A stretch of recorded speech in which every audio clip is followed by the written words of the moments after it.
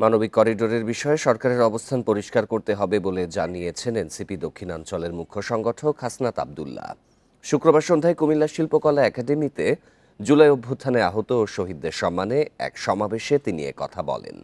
হাসনাত আব্দুল্লাহ বলেন, এই সরকারকে মানবিক করিডোর বিষয়ে অবস্থান সুস্পষ্ট করতে হবে। এ নিয়ে কোনো ধোঁয়াশার মধ্যে থাকতে চান না তারা। ভারত ও মার্কিন আধিপত্য এ দেশে চলবে না জানিয়ে তিনি আরও বলেন, দেশের সার্বভৌমত্ব কোনো পরাশক্তির কাছে বন্ধক দেয়া যাবে না। দ্বিতীয় ট্রাইব্যুনাল গঠনের দেরি নিয়ে ক্ষোভ প্রকাশ করে হাসনাত আব্দুল্লাহ বলেন, জানুয়ারি মাসেই দ্বিতীয় ট্রাইব্যুনাল গঠন করার কথা ছিল। 5 মাস হতে চললেও ট্রাইব্যুনাল গঠন করা হয়নি। এই বিষয়ে সরকারকে অবস্থান পরিষ্কার করতে হবে। মানবিক করিডোর নিয়ে যে প্রশ্নগুলো এসছে, এই প্রশ্নগুলো জাতির সামনে এটির যথাযথ স্পষ্ট উত্তর দিয়ে জাতিকে যথাযথ পথ প্রদর্শন করুন।